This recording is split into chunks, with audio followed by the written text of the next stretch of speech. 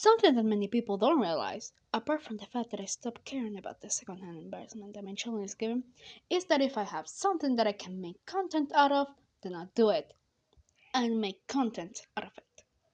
This time, this one's meant to be made with appreciation since this one is an assignment for my English class. Hello, Mr. Yeah, no. Okay, okay, I won't. Just go out. So, for reasons mostly concerning both privacy and identity, I cannot talk or mention names or other things except the creator of the books. But don't worry, it won't affect a lot of what I'm going to talk about. So let's talk about the why I think this book, The Jar of Eyeballs, is a perfect horror story for a kid. When you look for information about the creator of the series, Igor's Lap of Fear, where this book, The Jar of Eyeballs, comes from, this is what you find. Michael the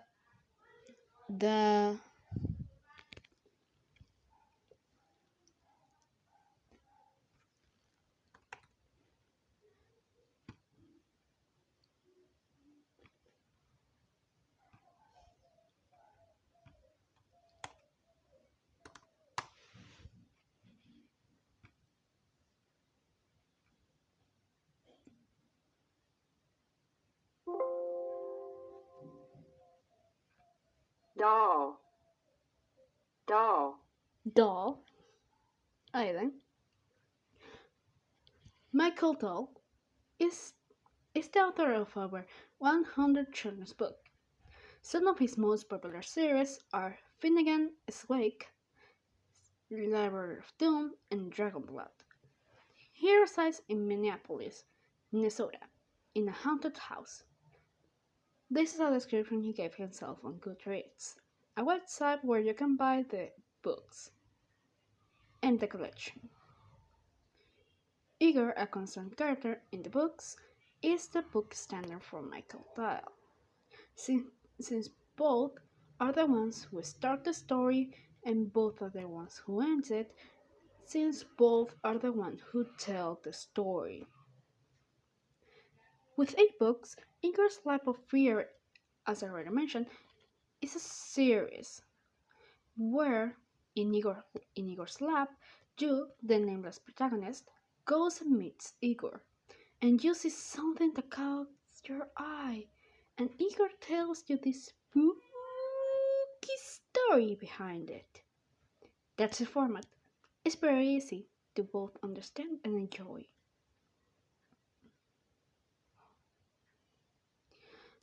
The story starts with the nameless protagonist, who, when visiting Igor's lab, sees a jar of eyeballs, and Igor, noticing your interest in it, tells its story.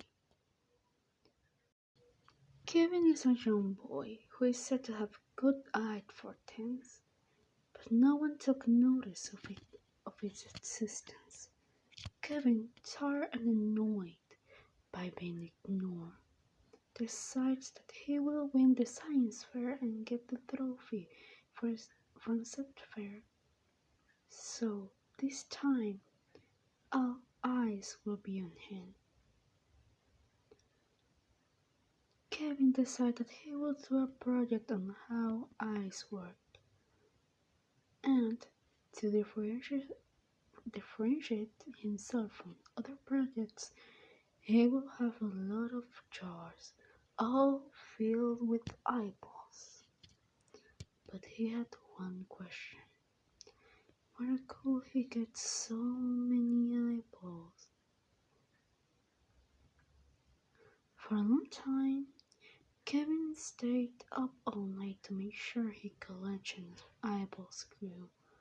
At last, his project had the time to try and shine. The science fair was today, And guess what? He wins. With fake eyes, that's right, he cheated. But it doesn't matter. He won.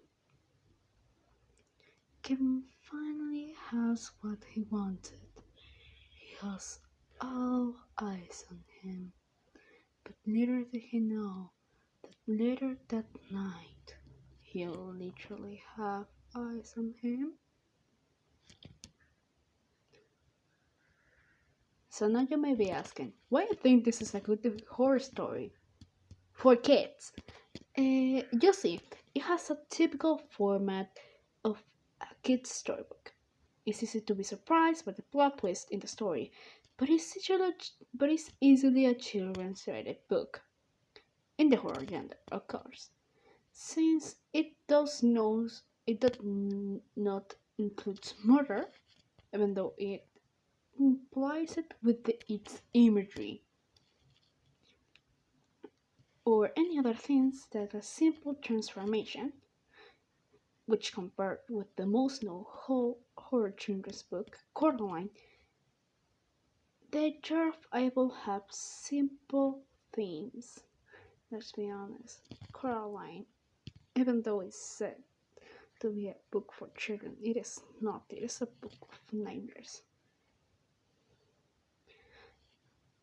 Let's just start with the it's like a children's book part of the argument. Presenting various drawings as most kids' books do, simple lines to comprehend writing for children to understand what's happening, and lastly, it is straightforward.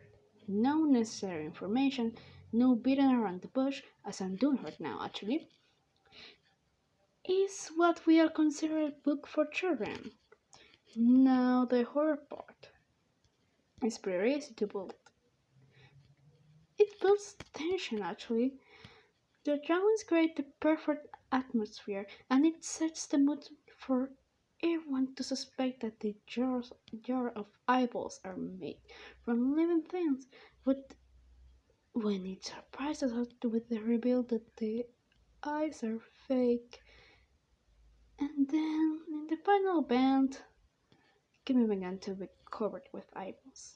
It's a shock, but the fact that it happened is not that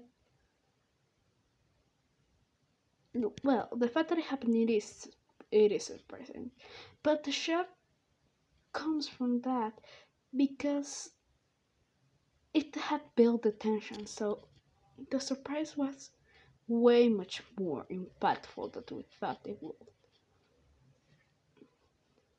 Even though it is a horror story, the tale itself kept being clean enough for it to be qualified as at least a 8 plus book. It can be qualified as a children's book, and the way that the tale itself is presented also matches. It's closer to a children's book than the typical horror story.